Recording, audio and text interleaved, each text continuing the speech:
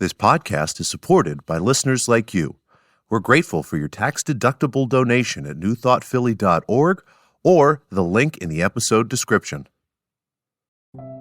A practical prayer is a prayer that works. These discussions between Reverend Bill Marcioni and Carol Lawrence dive into the details of how it works and how to work it. Reverend Bill is a New Thought minister and the author of Practical Prayer for Real Results. Your new life begins with a new thought.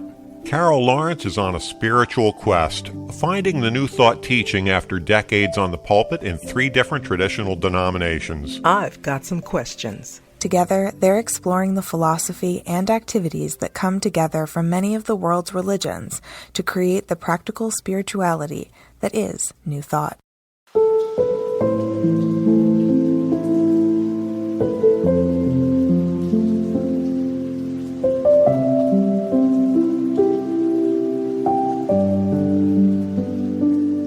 Welcome to the Practical Prayer Podcast. I'm Carol, here with Reverend Dr. Bill Marcioni.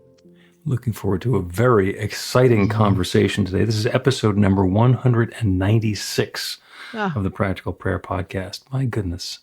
It's like edging towards 200. Like, It'll really? be 200 in a minute. It'll be 200. Yeah, we're like right up to that now. And no shortage of exciting, interesting, fascinating, and perhaps challenging topics, because you picked one off the money.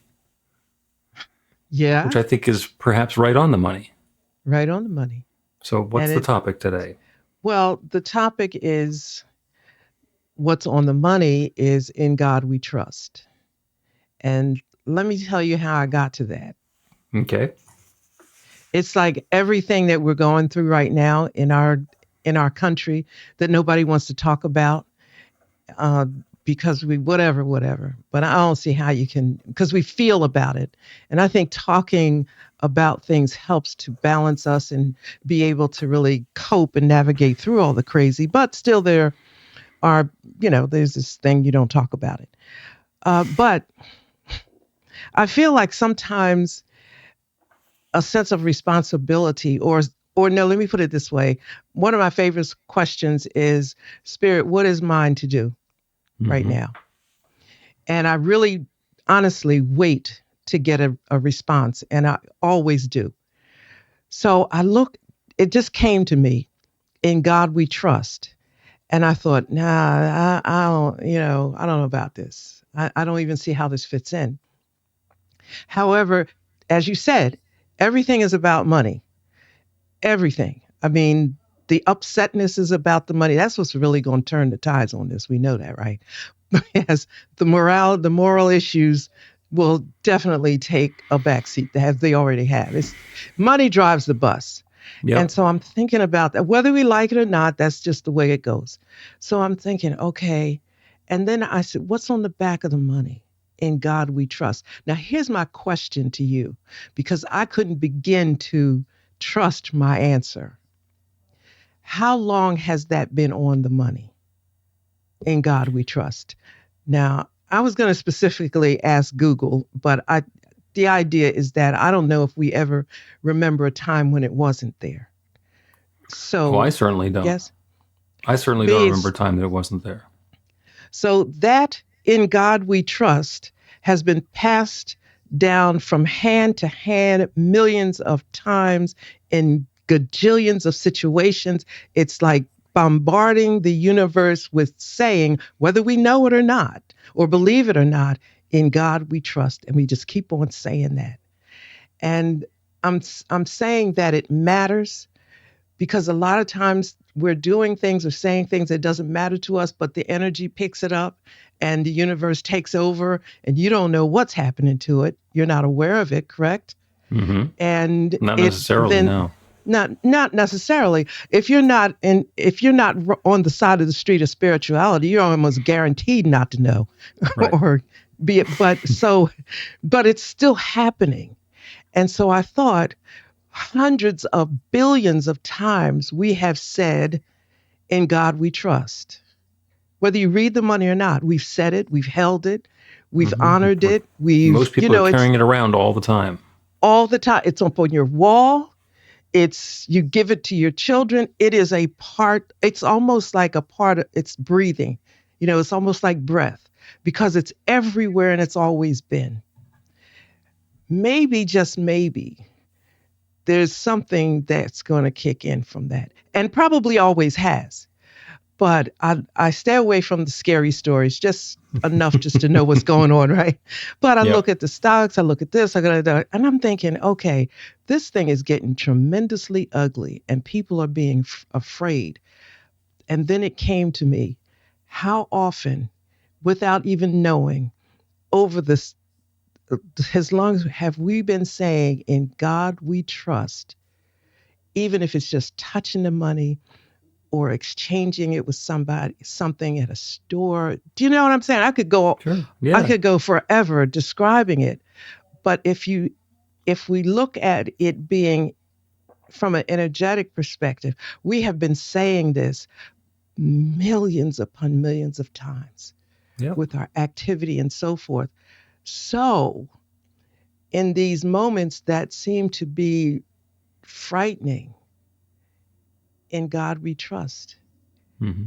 That might be something to think about. Yep. And the insightful line of thinking there.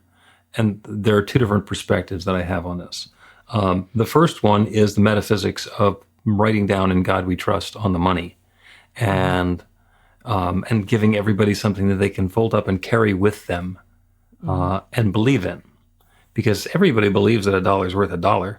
So there's some discussion about, is $1 worth what $1 used to be worth? But there is that intrinsic inherent belief that this thing that I'm carrying around has value. And on there is that saying that I'm trusting the infinite. And I would have to go back and research when that got onto the money. My suspicion is real early on.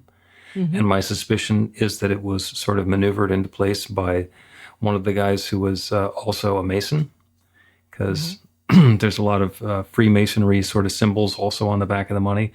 Like, we don't have a lot of pyramids here in the United States, but there's a pyramid on the back of the dollar bill. Along with that interesting eye, and the section of the pyramid that's missing. So there is a lot of meaning and intention that's put behind that. By people who came to this with a very metaphysical perspective, and an understanding of things that are visible as well as things that are not visible. And saying, in God we trust, and laying that as a claim, staking our claim there, in God we trust, and the rest of this is going to come together, gives us a foundation for belief without saying what the God is, or what church the God goes to, or anything else. I think, God is a 3-letter word that means infinite creative power that creates everything, including me and each of us. It's easier to say God. And so that is that's the uplifting part of it. There is a possibility that something is unfolding that is as good as any of us can possibly imagine, and even better. And then on the cynical side of that, recognizing that there is that one infinite creative power that we call God, that began with nothing other than itself and infinite substance and energy, which it then began sharing, whether it was itself saying, let there be light, and creating the light out of itself, or in the case of the Big Bang, exploding and starting to react and evolve, and everything that exists everywhere has come about from that one. It is that one. And understanding that there are billions of galaxies and billions of stars and solar systems in each of the galaxies, and they're very likely to each of them have planets. And here's the cynical part. If we were to completely mess everything up on planet Earth, just like a complete ruin it, gotta start over again, it won't change the universe that much. So on that cosmic scale, that divine unfolding is still going to be happening. It might be rather unpleasant, uncomfortable, or unsustainable for us. But that's the nature of the infinite creative process. It can create anything. It creates stuff that we describe as good and more good and more good. And it can create stuff that we describe as, this sucks.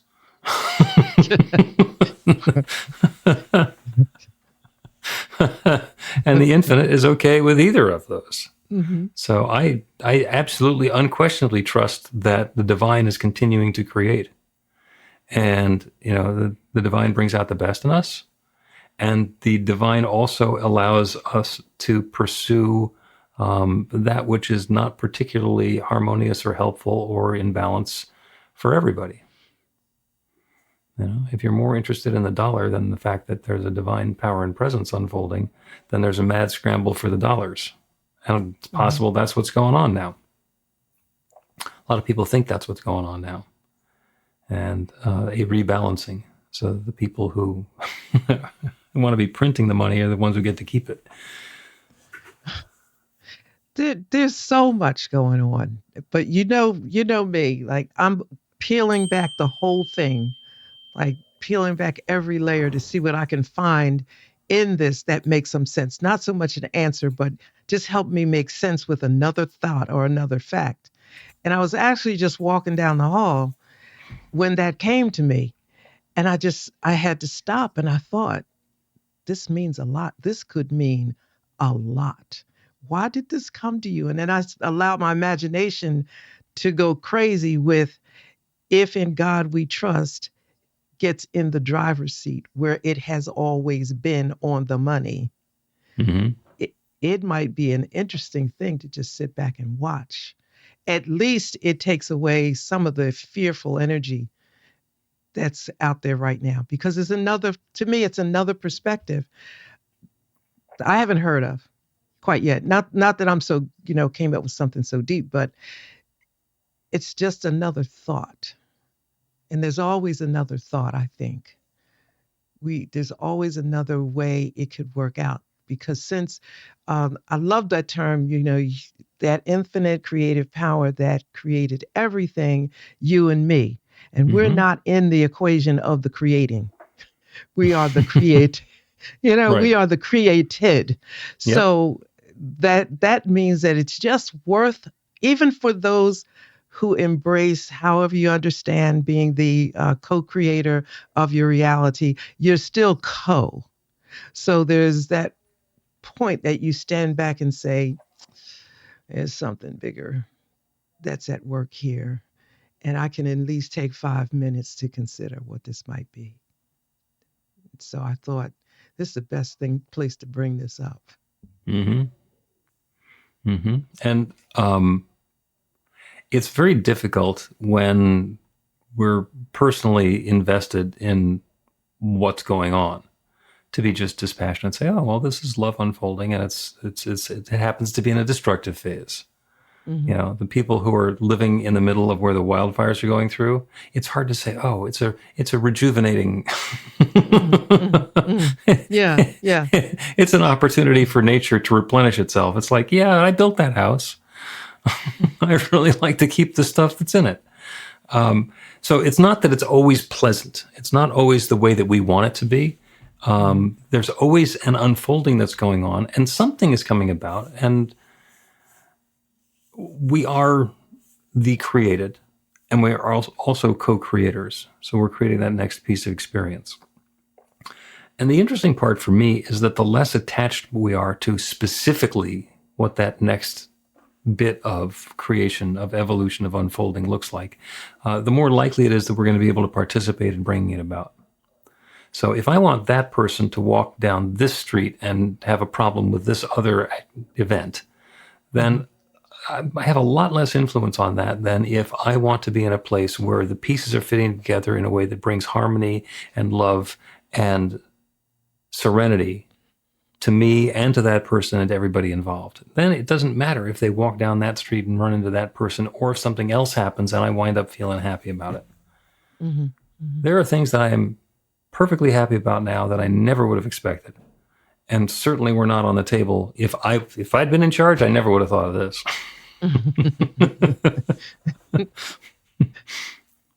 Yeah. It's trust. The word we use more is faith, but I think that trust is a nice word to put in right here, because what do we trust really? Maybe it's God, but it doesn't matter which God.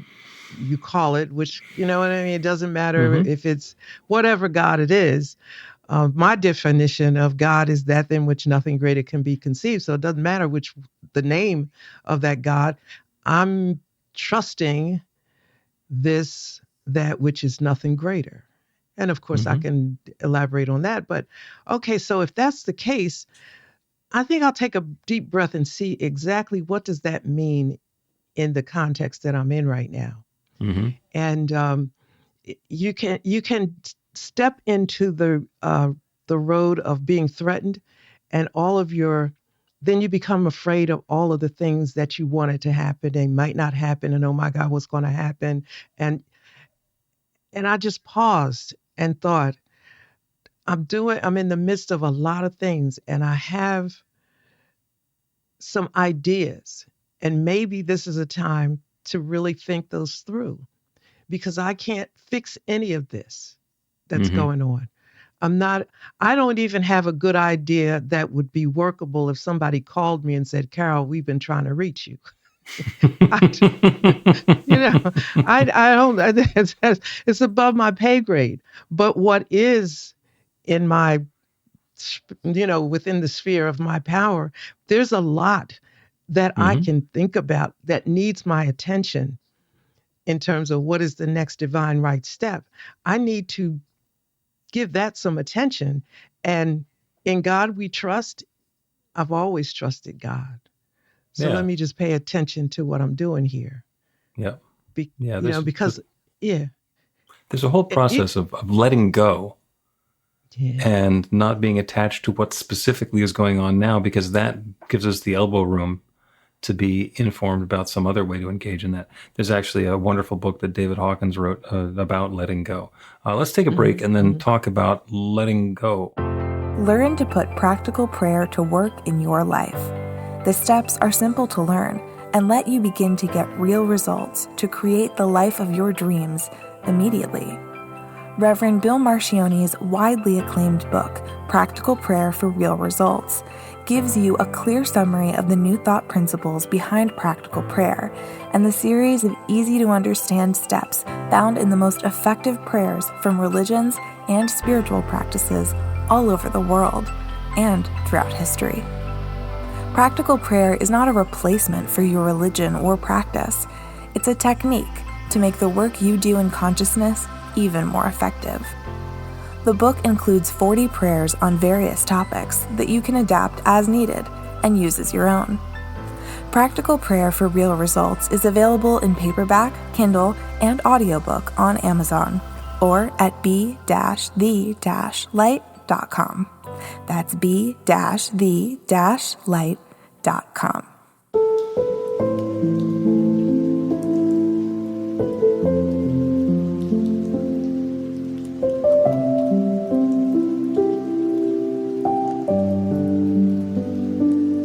Welcome back to the Practical Prayer Podcast. I'm Carol, here with Reverend Dr. Bill Marcione.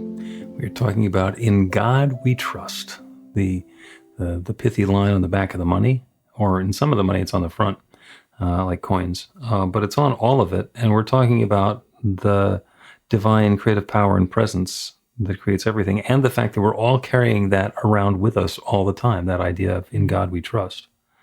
And we got to, going into the break, was the notion of becoming unattached, of letting go.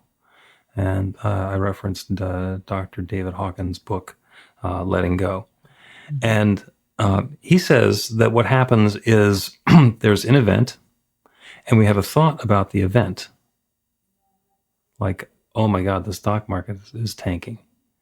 And then we have a feeling about the thought. And like, I'm going to lose the 401k. I'm not going to be able to retire. I'm going to have to be a greeter at Walmart or whatever. And so we have that feeling, that fear that comes up. And then everything that happens after that is trying to fix things so that the feeling goes away. And he says that in letting go, when the feeling comes up, just stay with it. Like, yep, that's what I'm feeling about this. Don't go to the secondary feeling or the tertiary thought or the rest of it. Don't chase it down the rabbit hole. Just be there with the feeling. Okay, yeah, this thing has happened. It makes me feel fearful. And I'm just going to stay with the fear. And interestingly, what happens is you stay with the fear and it runs its course. And then you get back to a place where you're just there the way you were beforehand. And you're able to engage in the actual situation in a way that's not just about the fear. Mm-hmm. Mm-hmm. It's like coming to that point of reality. You wake up to, okay, this is what's going on. This is what I can do and can't do. Mm-hmm. Again, what is mine to do? And so since I cannot influence this in any meaningful way, hugely meaningful way, back up and see what it is you can do, because we can spend our energy and our mental, what do you call it?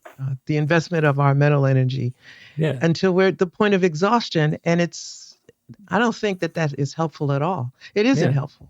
It doesn't change anything. Mm-mm. It doesn't change anything. And, by letting go of, okay, these are all the things that are going on, and, feeling I have to react and take a stand against that person or this activity or that policy or this thing. By letting go of our attachment to whatever that fear that came up is, we can open ourselves up to guidance. Maybe there is something for us to do. Maybe there's a step to take. Maybe it's exactly what we thought it was going to be, and maybe it's different. Maybe it's something we had no idea about. Maybe it's so off base and, out of the range of normal consideration that we would never have thought of it. But every time one of those things comes up that we get to let go of, it is an opportunity to open our awareness to something different and something bigger. Exactly. Damn it. Exactly. Well, no, but it's damn it in our favor, because that word opportunity is an amazing word. I shared with you that I would walk in the community, for whatever, 3 miles my walk was or whatever. And it suddenly got close to the time of the election, and the whole doggone little town I lived in turned red. And I didn't know it was like that. So suddenly I'm scared. I'm scared to walk. Okay, so fast forward, we know where we are now. And so I was on my way somewhere this weekend, and I drove down what is our little main street, the Starbucks street and there were protesters out. And I thought, well, now look at this. This whole red town now. There's a splash of color here now. Oh, wait a minute. And I no offense intended, but there weren't enough out. It just, I said, either you guys are not organized, or it's not enough people here to make a difference. I'm used to Bernie, my guy Bernie. He's pulling them in by the hundreds of thousands, right? Now here, if you collected the whole bunch of them that were there, you got 50, right? So here was my thought. What is mine to do? Nothing. This is not my fight. This is a red town. You got him. You fix this. Nothing is mine to keep going. And so it's just a lot of different things. I think is a lesson in every juncture of thought. Yeah, in this you can whole honk thing. if you agree. That's your participation for now, and perhaps there will be something that is yours to do in an upcoming phase.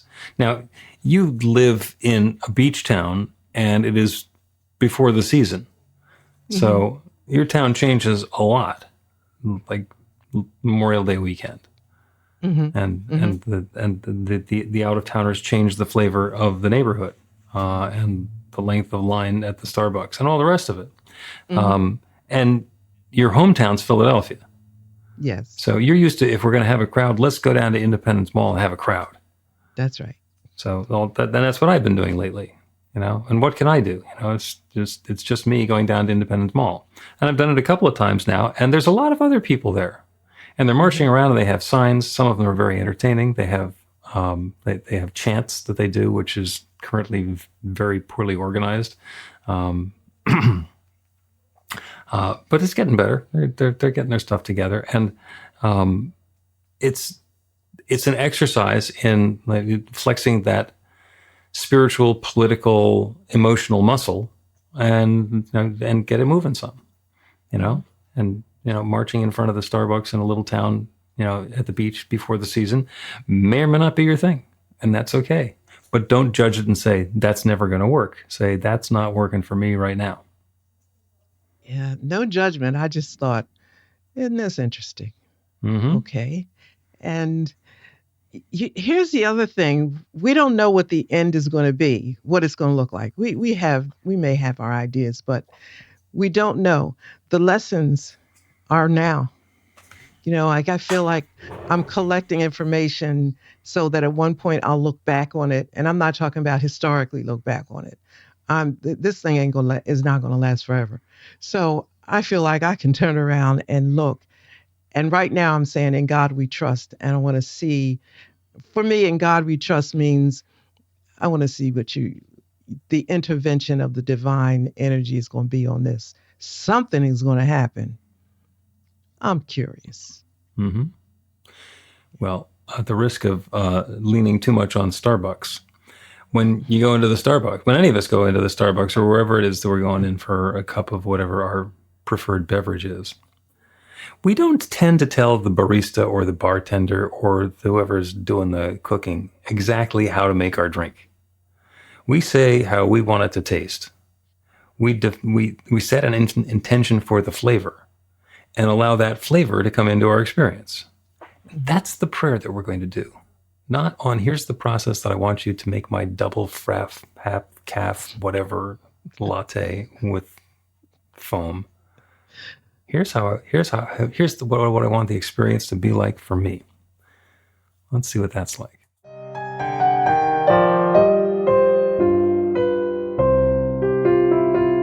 It's Reverend Bill letting you know that the Practical Prayer for Real Results class is now available on demand. That's right, you can take it at your own pace, anytime you want. All of the information is at BeTheLight.com. That's B-the-light.com. You know where to find that stuff. The class is 5 lessons, broken down into 18 modules, and you can take them at whatever pace is comfortable for you. As you work through the process, it starts out with the theory, goes into the practice, there are experiential activities and exercises, and at the end of the program, you will wind up with an understanding of how practical prayer works, and a practical prayer for yourself that will work to create transformation in your life. And as you know, it works for everything. Take a look at the class online at BeTheLight.com. There's a sample lesson so you can see how the class is going to work for you, and then dive in. The great news is it's on sale now. You can register and save $20 off of the regular price. I'm looking forward to seeing you in class.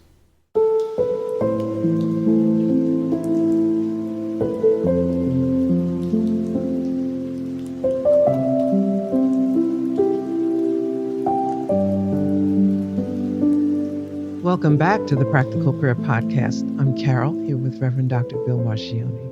A wonderful conversation about that spiritual statement from the back of the money, "In God we trust."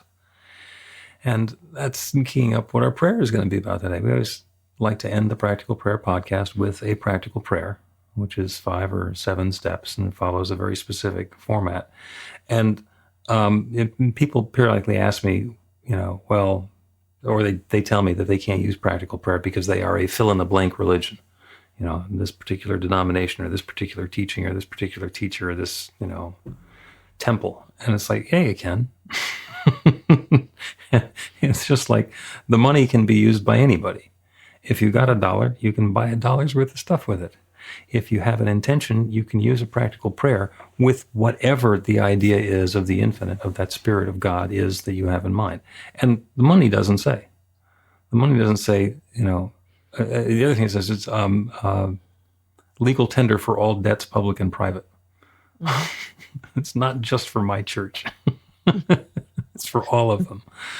So in the same way that there is that one divine power and presence that's referred to in the money, there is that one divine power and presence that is the creative force behind everything that exists everywhere.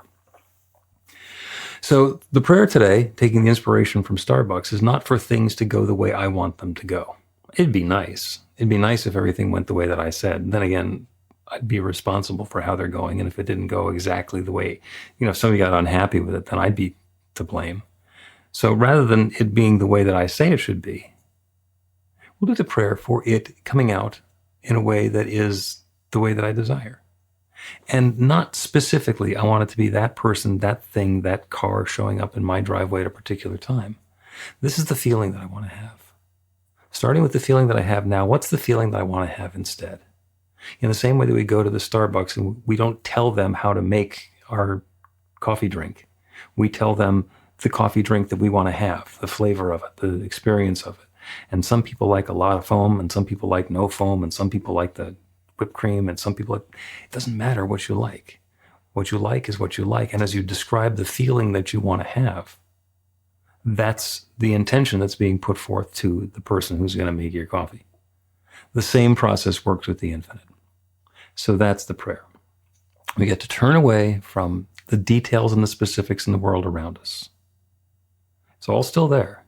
But as we turn away from it, we're able to open our awareness to that bigger picture, that grander creative process that's going on, knowing that there is one divine power and presence, one love, one source, one energy, one limitless intelligence, one source that we can conveniently call God.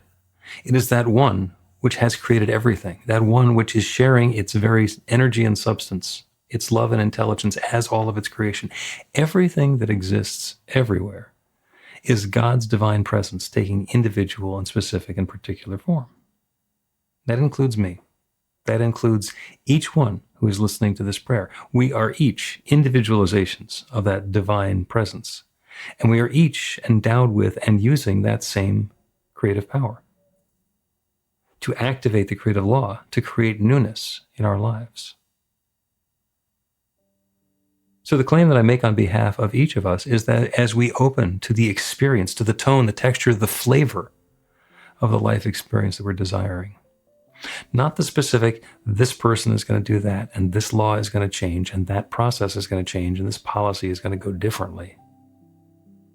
Letting go of the specifics, opening up to the feeling, to the flavor, to the tone, to the texture of the life that we are desiring. Inviting that experience in, inviting that uplift of things fitting together in a way that is pleasing and harmonious, safe, comfortable, prosperous, loving, healthy, vital, joyous, connected, creative. Whatever feeling and experience that we are inviting in, the infinite creative power that creates everything is bringing the pieces together in a way that opens up the channel for that good to flow into our lives. And good and more good and more good shows up. And we don't need to control exactly how it happens. We are not responsible for the specifics of it. And just like at the Starbucks, if the blender breaks, they'll use a different blender. There's plenty of room for shifting and for accommodation, and for the good to unfold in perhaps surprising and unexpected ways. And I claim the good. I claim the good for each of us in our own way. And I know the law is already responding. It's already saying yes. This creative process is already underway. And so with a deep feeling of thanks for all the good already unfolding and still to come, I speak this word and release it into that creative law that creates everything. And I know that now it is creating this. And I let it be. And so it is.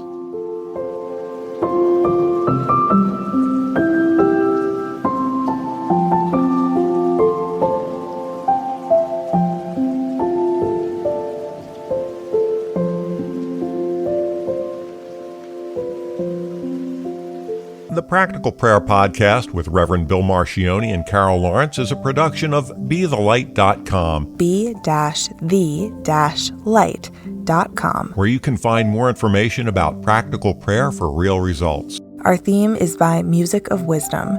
You can learn about the spiritual community of New Thought Philadelphia with daily guided meditations, Weekly celebrations of spirit, and Reverend Bill's classes in practical spirituality at newthoughtphilly.org.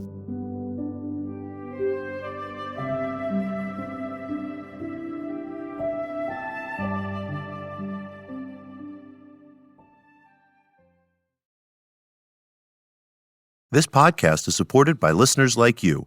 We're grateful for your tax-deductible donation at newthoughtphilly.org or the link in the episode description.